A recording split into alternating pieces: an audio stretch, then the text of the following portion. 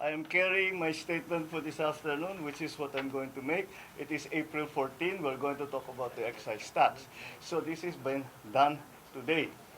And I challenge anyone who are saying that I am sick, that they come and exercise with me.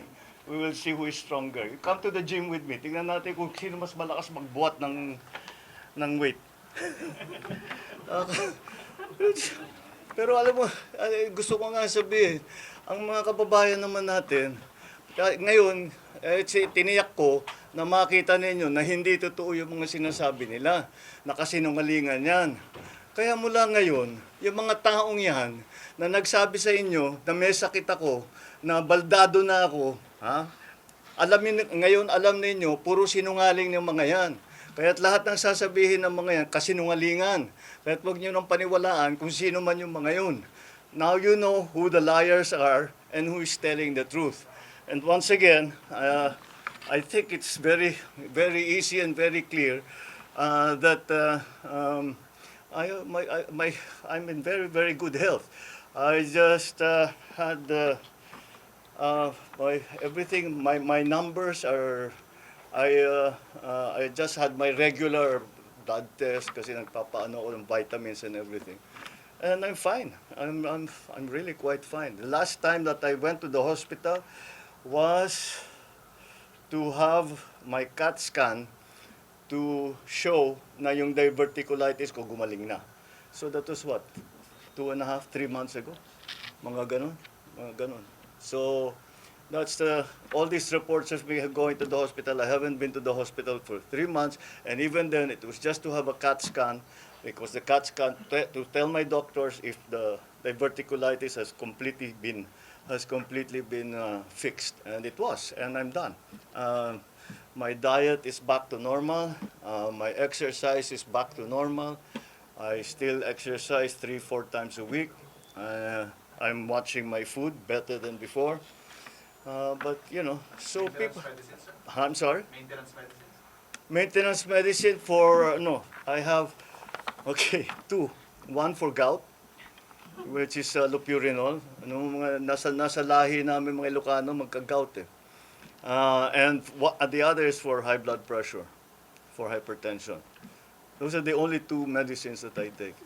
The others that I take are nothing really. When I have allergies, I take an antihistamine. Pero wala naman ngayon.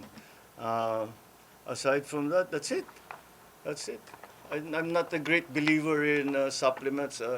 If you eat well and you exercise regularly and you get regular sleep, yun lang medyo kulang ako yung tulog. But otherwise, everything is normal. And I'm happy to say that I'm healthy. You want me to do more jumping jack? Army dozen. I can do the army dozen. Nag-army dozen ako kuminsan.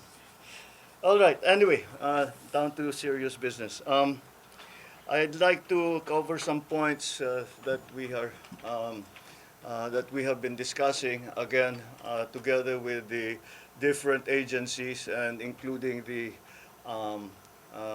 Uplift committee. And we have some further announcements. Well, first of all, we are able to say that these are the steps that we have been taking so that we are trying to alleviate and try to mitigate the effects of the oil crisis. Umaasa sana kami na maganda na yung maging peace talks between the US and Iran. Ngunit mukhang hindi sila nakabuo ng deal. Kaya kailangan patuloy pa rin ang ating mga ginagawa para tulungan ng ating mga kababayan. Unang-una, nais kong nabanggitin na wag pong mag-alala ang ating mga kababayan dahil sapat naman ang supply natin sa mga pangunahing pagkain. Mga bigas, mais, gulay, asukal, isda, karne, manok, itlog, at lahat ng ibang produktong pagkain. At nakikipag-ugnayan tayo sa industriya, patuloy din ang ating pakikipag-usap sa kanila. At hanggang sa katapusan ng Abril ay hindi magbabago ang presyo ng mga pangunahing bilihin. Kabilang na dyan, magsardinas, tinapay, instant noodles, bottled water, kape, gatas at delatang karne. Ikalawa, binawasan natin ang buwis sa produktong petrolyo na direktang ginagamit sa pang-araw-araw na buhay. Dahil April 14 na ngayon, April 14 tomorrow, where the authorization, the authority that we asked from Congress begins to apply. Binawasan na natin ang buwis sa produktong petrolyo na direktang ginagamit na pang-araw-araw sa pang-araw-araw na buhay ng ating mga kababayan. So sa ilalim ng kapangyarihan na binigay sa atin ng batas, tinanggal ko na ang excise tax sa LPG at sa kerosene. Ang katumbas nito ay 3 piso at 36, how much is this? 336. 3 pesos 36 ang bawas ng kada kilo ng LPG, halos 37 pesos sa isang tangke ang mababawasan ng presyo. At 565 pesos 60 centavos kada litro ng kerosene. Ibig sabihin, mas mababa ang gastos sa pagluluto at sa araw-araw na pangangailangan ng bawat pamilya. Pangatlo, inaayos na natin ang sistema sa pagpasok ng pagkain sa bansa para mapababa ang presyo, mapabilis at sa ganung paraan mapababa ang presyo. Inutusan ko na ang Department of Agriculture at saka yung Tariff Commission pababain ang taripa sa mga inaangkat na pagkain upang makatulong sa pagbaba ng presyo para sa ating mga namimili. Pero malinaw ang directive na ito. Hindi ito pwedeng gawing basta-basta. Bawat hakbang, malinaw ang proteksyon sa ating lokal na produksyon. Poprotektahan natin ang mga consumer, ang mga magsasaka at ng industriya. Yan ang ating hinahanap na balanse dahil everything, as you know, the economy is a complicated system. Kaya kung may gagawin ka sa isang bahagi, may epekto yun sa kabilang bahagi. Kasabay nito, pagbibilisin na rin ang pagproseso ng mga permit tulad ng SPSIC, Certificate of Necessity to Import, para mas mabilis makapasok ang kinakailangang pagkain at mas mababa ang magiging halaga. Inalis na rin ang toll fee sa mga fish port upang hindi na ito makadagdag sa presyo ng ating mga pagkain. Nakikita natin na may mga magsasaka na napipilitang itapon ang kanilang ani dahil sa overproduction sa sobrang baba ng presyo ng bili. Hindi natin ito papabayaan magpatuloy. Kaya bibilhin na muna ng Department of Agriculture ang sobrang produksyon. Makikipagtulungan din tayo sa mga local government para bilhin din ang mga gamit na ito at magamit din nila para ipamigay nila sa tao. Ang pamahalaan ang sasalo nito para hindi masayang ang ani, hindi malugi ang ating mga magsasaka at mapapakinabangan naman ng ating mga namimili. At para sa mas maraming makinabang, papalawakin pa natin ang bentang bigas program. Dadamihan ang tindahan, habaan ng oras ng pagbenta, lalo na para sa ating mga senior citizen, para sa ating PWD, at siyempre mga single parent. Pangapat, ibababa din natin ang gasto sa pagdaan ng pagkain mula sa pantalan hanggang sa merkado. Sa Cebu Ports Authority, sa Subic Bay, binawasan o sinuspindi ang iba't ibang binabayad na mga fees at para ito ay maramdaman ng tao at kahit tumataas ang ibang produkto ay hindi masyadong mabilis ang pagtaas o at least matigil natin ang pagtaas. So mababawasan ang gastos mula sa anchorage, sa berthing fee, cargo handling at storage fees para hindi na ito madagdag sa presyo ng pagkain.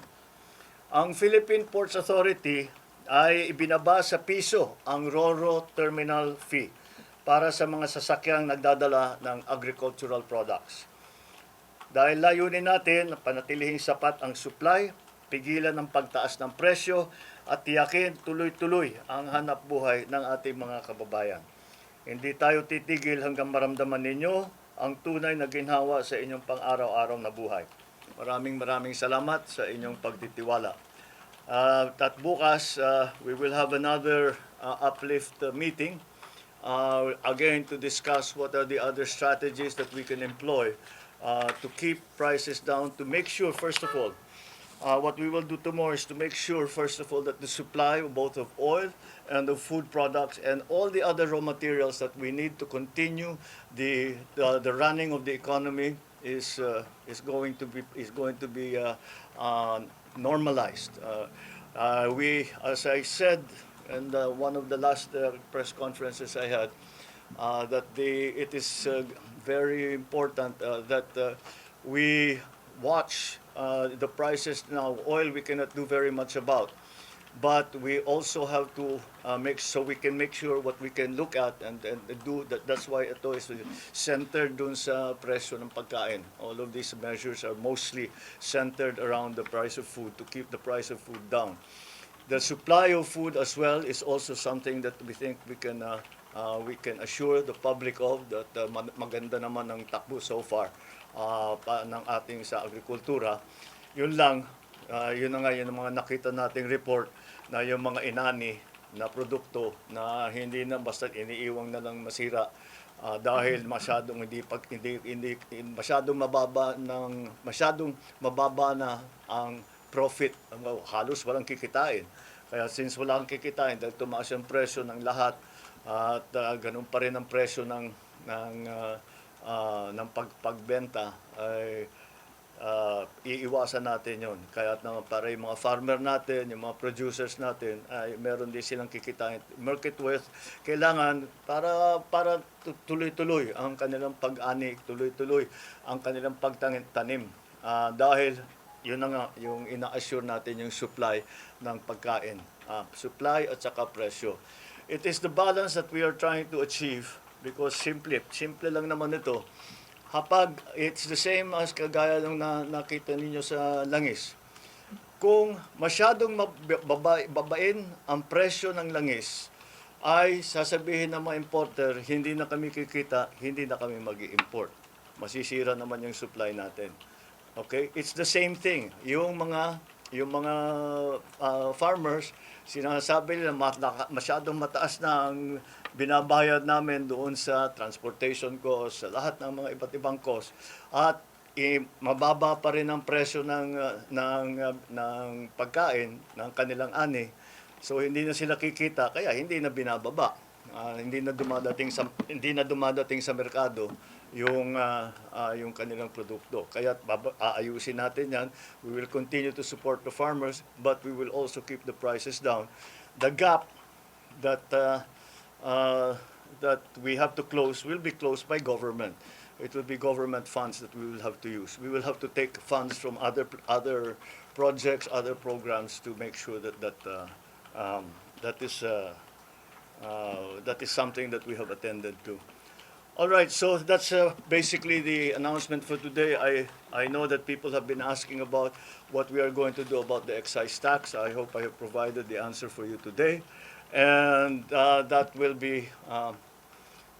be again a point of discussion for us tomorrow at the Uplift meeting, and that's it for now. Thank you. Sir, how about the VAT po on How fuel about- products? Will it be discussed din sa Uplift meeting? Yung sa VAT, there are calls rin po to suspend the VAT. I think it's time to explain. Here's the thing with the VAT, especially the VAT on oil, on petroleum products. The VAT on petroleum products, we are going to get a windfall profit from that because tumaas yung presyo ng crudo. And because of that, all the importations will have at the present VAT rate, we will get extra funds from that. Those, if we take away the VAT on petroleum products, it will only help the petroleum market. What we need is funding to help the entire society. Hindi pwedeng yun lang, titignan lang natin is the petroleum. Kasi sinasabi ng mga tao, bakit puro transport workers lang ang tinutulungan nyo? Paano kami? Bakit the other? We also have to take care of the other sectors. So with the additional funding that we will get from the VAT collections, yun ang gagamitin ngayon natin to provide. That fund will not exist if we remove the VAT on petroleum products alone. So that's the reasoning behind. We will still examine it. You know, like I keep telling you, there's nothing that we are not looking at as a possible option. We are looking at all the options. If the time comes that it really calls for, the time will come that VAT should be brought down for whatever products, then we will certainly study it very well. Right now, the balance, the cost-benefit analysis between the VAT collections and the benefit to people, to ordinary people, still favors that we collect VAT and we use the extra funds to provide subsidies, to provide cash benefits, to provide all of those subsidies that we have been able now to provide, that we have to provide now, so people to normalize people's lives. Yeah. Sir, bakit po hindi nakasama yung diesel and yung gasolina doon sa oil? That's to be discussed tomorrow. Thank you, sir. All right, Sir, thank you. Thank you, sir.